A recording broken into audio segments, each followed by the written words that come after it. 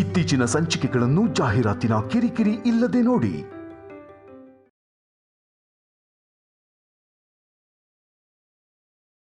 ಶತ್ರುಗಳ ಆರ್ತನಾದ, ಶತ್ರುಗಳ ಅಳುಕೊಡೋ ಆನಂದ ಯಾವುದು ಕೊಡೋದಿಲ್ಲ ಅಂದ್ರೆ ನಾನು ಏನೋ ಅನ್ಕೊಂಡಿದ್ದೆ.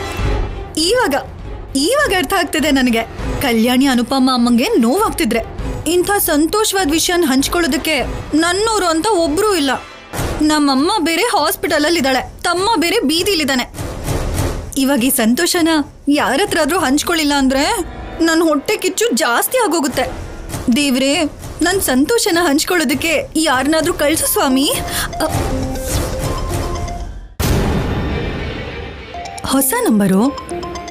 ಹೊಸ ನಂಬರಿಂದ ನನಗೆ ಯಾರು ಕಾಲ್ ಮಾಡ್ತಾರೆ? ಒಂದ್ ವೇಳೆ ಸಿದ್ದುನಾ? ಅಬ್ಬಾ, ಇಲ್ಲಿ ಯಾರೂ ಇಲ್ಲ. ಹಲೋ, ಯಾರು? ಸಿದ್ದು, ನೀನೇನಾ? ಅವನಲ್ಲ, ಅವನಮ್ಮ.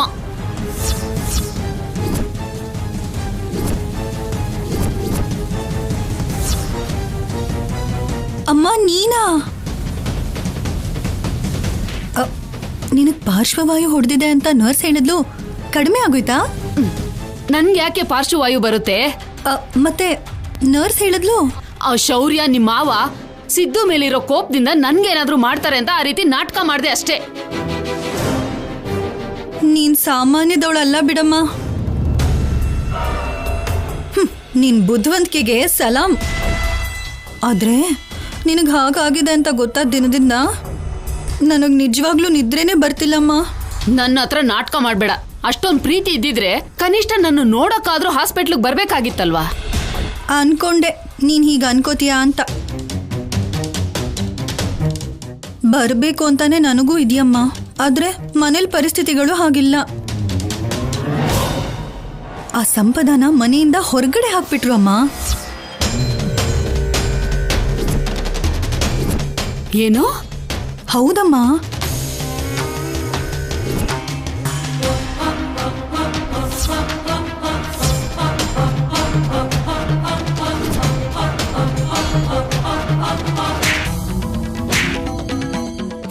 ನೀನು ಆ ಸಿದ್ದು ಸೇರ್ಕೊಂಡು ಎಷ್ಟು ಡ್ರಾಮಾ ಮಾಡಿದೀರ ಅಂತ ನನಗೆ ಗೊತ್ತು.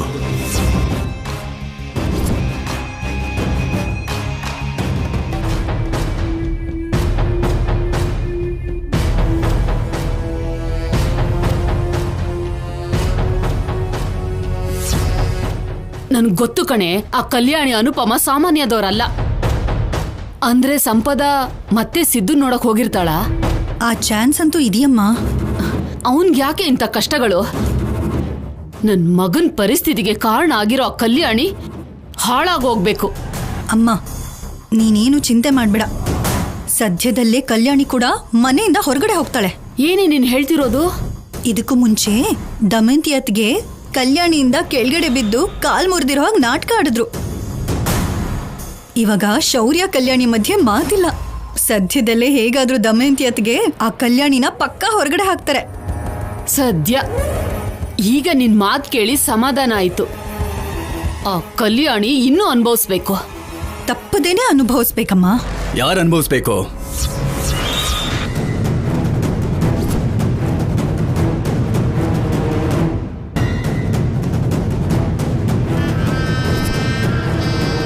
ಏನ್ ಅನುಭವಿಸ್ಬೇಕು?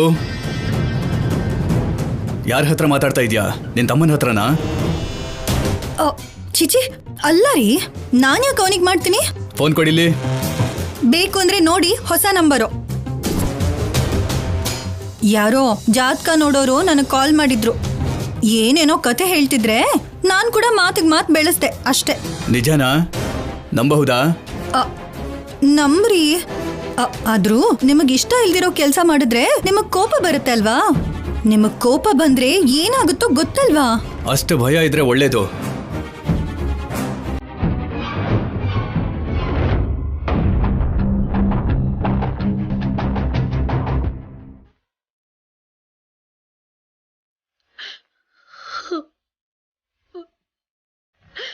ಪಾರ್ವತಿ, ಏನಿದು? ಸುಮ್ಮನೆ ಇರು, ಬೇಜಾರು ಮಾಡ್ಕೋಬೇಡ.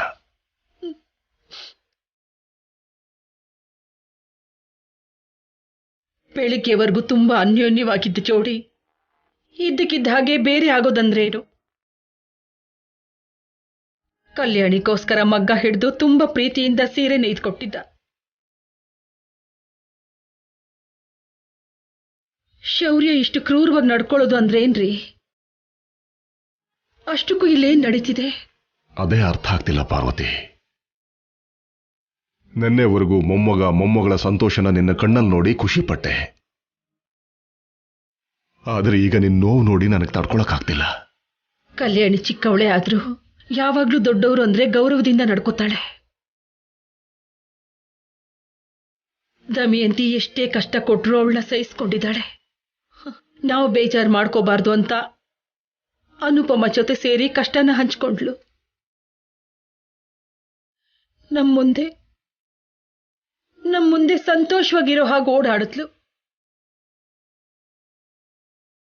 ಅಂತ ನನ್ನ ಮೊಮ್ಮಗಳು ದಮಯಂತಿ ಕಾಲು ಮುರಿಯೋ ಹಾಗೆ ಮಾಡ್ತಾಳೇನ್ರಿ? ಅತ್ತೆನ ಕೂಡ ಅಮ್ಮನ ಹಾಗೆ ನೋಡ್ಕೊಳ್ಳೋ ಅಷ್ಟು ಒಳ್ಳೆತನ ಇರೋ ಹುಡುಗಿ. ಅವಳ ಗಂಡನ ಜೊತೆ ಸಂತೋಷವಾಗಿರ್ತಾ ತನ್ನ ಜೀವನ ಆರಾಮಾಗಿ ಸಾಗ್ತಿದೆ ಅನ್ಕೊಳ್ಳೋ ಅಷ್ಟರಲ್ಲಿ ಏನೋ ಒಂದು ಅವಾಂತರ ಬರ್ತಾನೆ ಇದೆ. ಇಷ್ಟು ದಿನ ಸಂಪದ, ಇವಾಗ ದಮಯಂತಿ.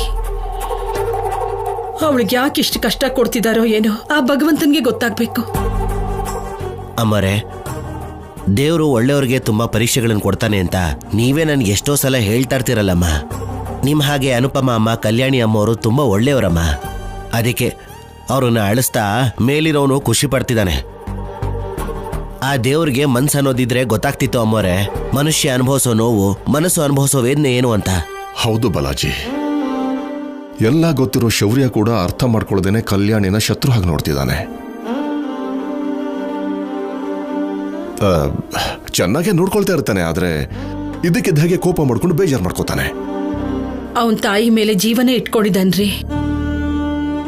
ನಿಜಾನೇ ಪಾರ್ವತಿ, ತಾಯಿನ ಪ್ರೀತಿಸ್ಬೇಕು, ಆದರೆ ಹೆಂಡತಿನ ದ್ವೇಷಿಸಬಾರ್ದಲ್ವಾ?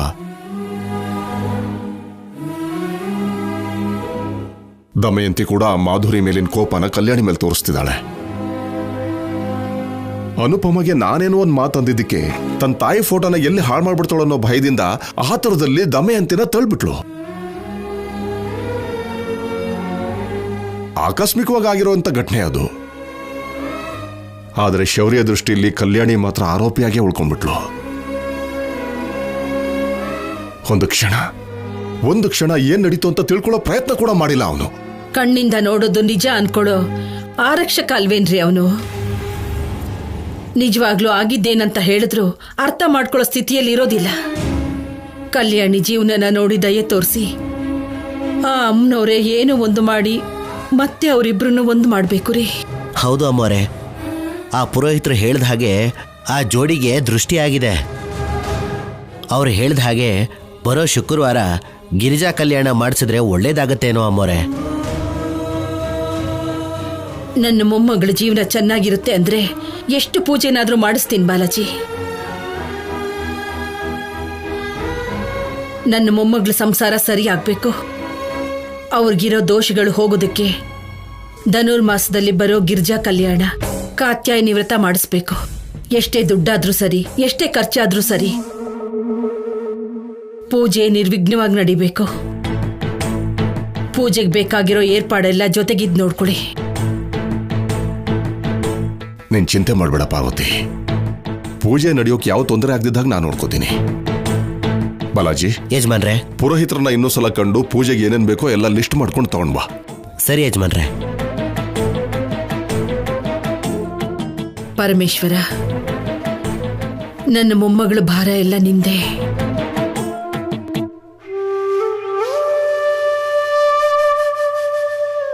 ಕಲ್ಯಾಣಿ, ಅದ್ ಹಾಗಲ್ಲ ಆಫೀಸರ್. ಹೋಗು ಅಂತ ಹೇಳಮ್ಮ.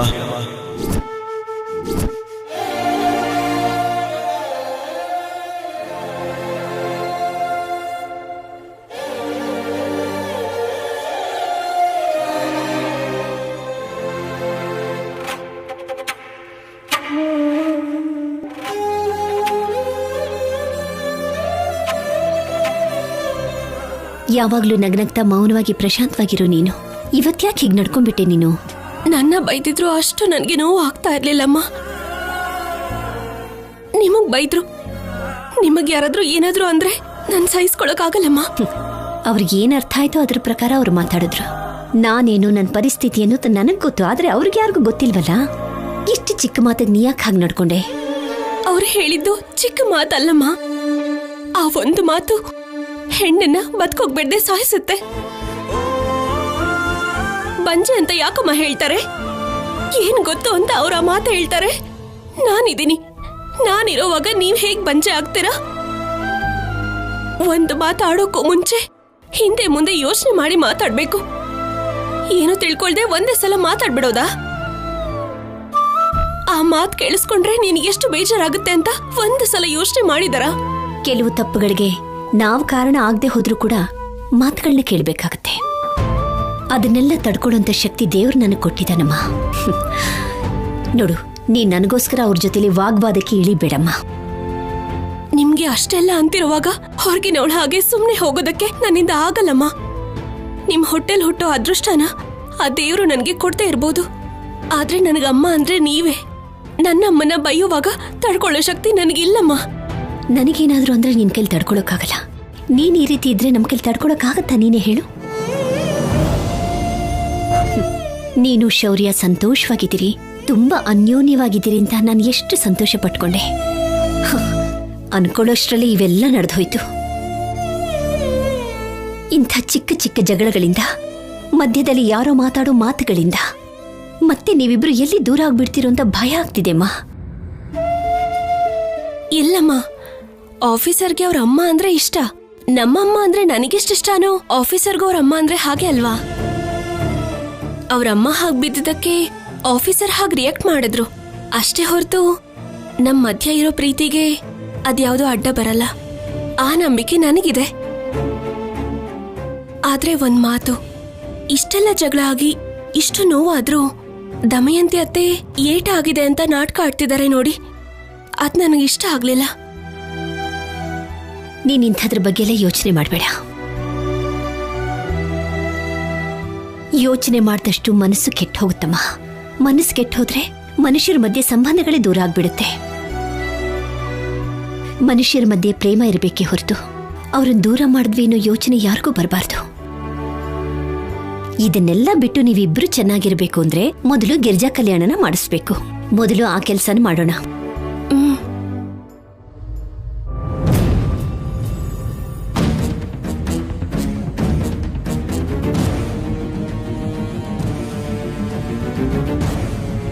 ಅತ್ಗೆ, ನಿಮ್ಗೋಸ್ಕರ ನಾನೇ ಸ್ವತಃ ಜ್ಯೂಸ್ ಮಾಡ್ಕೊಂಡು ತಂದಿದ್ದೀನಿ, ತಗೊಳ್ಳಿ.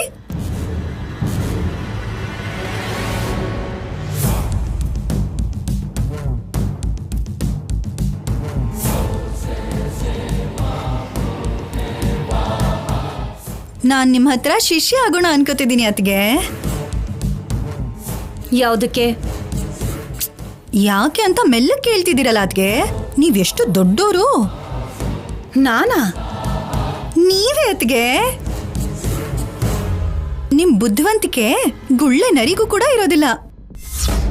ಏಯ್, ಅಂದ್ರೆ ನಾರು ಬುದ್ಧಿವಂತ ಅಂತಾರ ಅಲ್ವಾ ಅತ್ಗೆ, ಅದಕ್ಕೆ ಅದ್ರ ಜೊತೆ ಹೋಲಿಸ್ದೆ. ಹಾಲು ನೀರಿನ ಹಾಗೆ ಬೆರ್ತೋಗಿದ್ ಶೌರ್ಯ ಕಲ್ಯಾಣಿನ ಚಿಟ್ಕೆಯಲ್ಲಿ ಬೇರೆ ಮಾಡೋ ಅಂತ ಕೆಲ್ಸ ಮಾಡಿ ಇಬ್ರು ದೂರ ಆಗೋ ಹಾಗೆ ಮಾಡಿದೀರಾ. ಇವಾಗ ಅವ್ರ ಮಧ್ಯೆ ಮಾತಿಲ್ಲ, ಮಾತಾಡ್ಕೋತಾನೂ ಇಲ್ಲ. ಇದೆಲ್ಲ ಕನಸ ನಿಜನಾ ಅನ್ನೋ ಹಾಗಿದೆ ಅತ್ಗೆ. ಎಲ್ರ ಮುಂದೆ, ಅದು ಕಲ್ಯಾಣಿ ಮೇಲೆ ಕೈ ಎತ್ತೋ ಹಾಗೆ ಮಾಡಿದ್ರಿ. ಕಣ್ಮುಂದೆ ಏನ್ ನಡೀತಿದ್ಯೋ ಅರ್ಥ ಆಗದೆ ಎಲ್ರು ಗೊಂಬೆ ಹಾಗಿದ್ಬಿಟ್ರು. ಜೊತೆಗೆ ನಾನು ಕೂಡ. ಇದು ನಾನ್ ಹುಟ್ಟಿರೋ ಮನೆ. ಇನ್ನು ಮುಂದೆ ಈ ಮನೆ ರಾಜ್ಯಭಾರ ಕೂಡ ನಂದೆ. ಅಂದ್ರೆ ಗಂಡನ ಮನೆ ಕೂಡ ಇದೆ. ಹೀಗಿರುವಾಗ ಈ ಮನೆ ಆಡಳಿತನ ನನಗ್ ಬಿಟ್ಟು ಆ ಅನುಪಮಂಗೆ ಅವಳ ನಂತರ ಕಲ್ಯಾಣಿಗೆ ಕೊಡ್ತಾ ಸುಮ್ಮನೆ ಇದ್ಬಿಡ್ತೀನಿ ಅಂತ ಅನ್ಕೊಂಡಿದ್ದ? ಈ ಕೋಟೆಗೆ ಯಾವತ್ತೇ ಆದ್ರೂ ನಾನೇ ಮಹಾರಾಣಿ. ನನ್ನ ಸ್ಥಾನಕ್ಕೋಸ್ಕರ ನಾನು ಏನ್ ಬೇಕಾದ್ರೂ ಮಾಡ್ತೀನಿ, ಎಷ್ಟು ದೂರ ಬೇಕಾದ್ರೂ ಹೋಗ್ತೀನಿ. ಸಂಪದ ಕಲ್ಯಾಣಿನ ಸಿಕ್ಕಾಕಿಸ್ಬೇಕು ಅನ್ನೋ ಆವೇಶದಲ್ಲಿ ತನ್ನ ಗುಂಡಿನ ತಾನೇ ತೋಡ್ಕೊಂಡ್ಲು. ಕಲ್ಯಾಣಿ ಕೊಟ್ಟ ಏಟಿಗೆ ಈ ಮನೆಯಿಂದ ಹೊರಟೋದ್ಲು. ಆದ್ರೆ ಈ ಕಲ್ಯಾಣಿ ಹಾಗಲ್ಲ. ಅಂಥ ತಪ್ಪಿಯೋಳು ಮಾಡಲ್ಲ. ಅವಸರದಲ್ಲಿ ನಾಲ್ಗೆ ಜಾರಿ ಕೂಡ ಒಂದು ಮಾತು ಹೇಳಲ್ಲ. ಅಷ್ಟು ಮಾತ್ರ ಅಲ್ಲ, ಸಂಪದಾಗೆ ತನ್ನೋರು ಅನ್ನೋರು ತನ್ನ ಪರ ನಿಲ್ಲೋ ಅಂಥವ್ರು ಯಾರೂ ಇಲ್ಲ. ಆದ್ರೆ ಕಲ್ಯಾಣಿಗ್ ಹಾಗಲ್ಲ. ಅವಳು ಬೆನ್ ಹಿಂದೆ ನಮ್ಮ ಮನೇಲಿರೋ ಪ್ರತಿಯೊಬ್ರು ನಿಂತಿದ್ದಾರೆ. ಕಲ್ಯಾಣಿಗೆ ಒಂದು ಮಾತಂದ್ರು, ನಮ್ಮಮ್ಮ ಅವಳನ್ನ ಸಾಕಿದ ತಾಯಿ, ಕೊನೆಗೆ ನನ್ನ ಗಂಡ ಕೂಡ ನನ್ನ ಮೇಲೆ ರೇಗ್ಕೊಂಡು ಬರ್ತಾರೆ. ಅದಕ್ಕೆ ಅವಕಾಶ ನೋಡ್ಕೊಂಡು ಹೊಡಿಬೇಕು. ಅದನ್ನೇ ಮಾಡಿದ್ದು.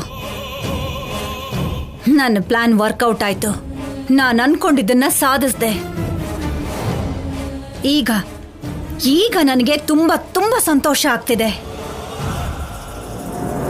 ಒಂದೇ ಏಟಿಗೆ ಎಲ್ರೂ ಅಲ್ಲೋಲ ಕಲ್ಲೋಲ ಆಗೋದ್ರು. ಹೌದದ್ಗೆ, ನಿಮ್ಗಿಂತ ನನಗೆ ಜಾಸ್ತಿ ಖುಷಿ ಆಗ್ತಿದೆ. ನಿಮ್ಗೆಲ್ವು ನನ್ಗೆಲ್ವು ಅನ್ನೋಷ್ಟು. ಶೌರ್ಯ ಕಲ್ಯಾಣಿ ಮಧ್ಯೆ ಬೆಳ್ದಿರೋ ದೂರನ ನೀವಿನ್ನೂ ದೂರ ಮಾಡ್ಬೇಕು. ಈ ಮಹಾಯಜ್ಞದಲ್ಲಿ ನಾನು ನಿಮ್ ಹಿಂದೆನೆ ಇರ್ತೀನಿ ಅತ್ಗೆ.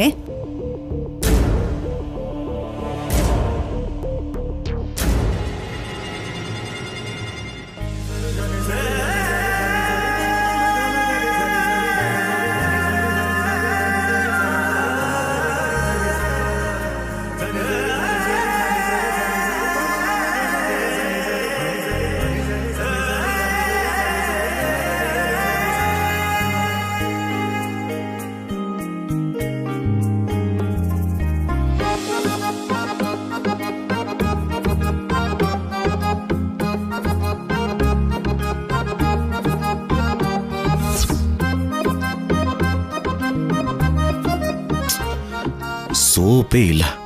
ಅಮ್ಮ ಅಮ್ಮ, ಸೋಪ್ ತಗೊಂಡ್ ಬಾಮ. ಅಮ್ಮ. ಅಯ್ಯೋ ಅದ್ಗೆ ಅಷ್ಟು ಅವಸರದಿಂದ ಎಲ್ಲಿಗೆ ಹೋಗ್ತಿದ್ದೀರಾ? ಕೇಳಿಸ್ತಿಲ್ವಾ? ಶೌರ್ಯ ಸೋಪ್ ಬೇಕು ಅಂತ ಕೇಳ್ತಿದ್ದಾನೆ. ಅಯ್ಯೋ ಅತ್ಗೆ, ನಿಮಗ್ ತಲೆ ಕೆಲಸ ಮಾಡ್ತಿಲ್ವಾ? ನೀವಿವಾಗ ಕಾಲ್ ಮುರಿದಿದೆ ಅಂತ ನಾಟಕ ಆಡ್ತಿದ್ದೀರಾ. ನೀವಿವಾಗ ಜಿಂಕೆ ಮರಿ ಹಾಗೆ ಹಾರ್ತಾ ಹೋಗಿ ಸೋಪ್ ಕೊಟ್ರಿ ಅನ್ಕೊಳ್ಳಿ, ನೀವ್ ಆಡ್ತಿರೋದೆಲ್ಲ ನಾಟಕ ಅಂತ ಗೊತ್ತಾಗೋಗುತ್ತೆ. ಸುಳ್ಳು ಹೇಳಿ ಇಷ್ಟು ದೊಡ್ಡ ರಾದ್ಧಾಂತ ಮಾಡ್ದ್ಯಾ ಅಂತ ಅತ್ತೆ ಅವ್ರು ಒಂದ್ ಕಡೆ, ಶೌರ್ಯ ಒಂದ್ ಕಡೆಯಿಂದ ನಿಮ್ ಮೇಲೆ ದಾಳಿ ಮಾಡ್ತಾರೆ. ಆವಾಗ ಅದು ನಿಮ್ ಮೇಲೆ ಬರುತ್ತೆ. ನಿಜನೇ ಪಲ್ಲವಿ, ಆ ವಿಷಯನೇ ಮರ್ತು ಹೋದೆ. ಸಮಯಕ್ಕೆ ಸರಿಯಾಗಿ ನೆನ್ಪು ಮಾಡ್ದೆ. ನಾನಿವಾಗ ಮಾಮೂಲಿಯಾಗಿ ನಡೆಯೋದನ್ನ ನಮ್ಮಮ್ಮ ಏನಾದ್ರೂ ನೋಡಿದಿದ್ರೆ ನನ್ 2 ಕಣ್ಣು ಕಿತ್ತು ಫ್ರೈ ಮಾಡ್ಬಿಡ್ತಾ ಇದ್ಲು. ಅಮ್ಮ ಅಮ್ಮ. ಆದ್ರೆ ಈಗ ಅವನಿಗೆ ಸೋಪ್ ಹೇಗೆ ಕೊಡೋದು? ಒಂದ್ ಹೊತ್ತು ಸೋಪಿಂದ ಸ್ನಾನ ಮಾಡಿಲ್ಲ ಅಂದ್ರೆ ಏನೂ ಆಗಲ್ಲ ಬಿಡಿ ಅದ್ಕೆ. ನೀವ್ ಬಂದ್ ಕೂತ್ಕೊಳ್ಳಿ ಅದ್ಗೆ.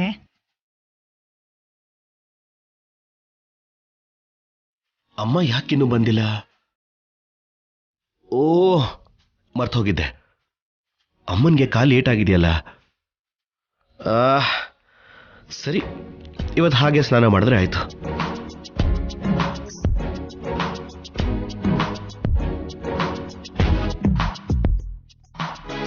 ಅಮ್ಮ, ಸೋಪ್ ಇಲ್ಲಿ ಕೊಡಿ, ನಾನು ಕೊಟ್ಬರ್ತೀನಿ.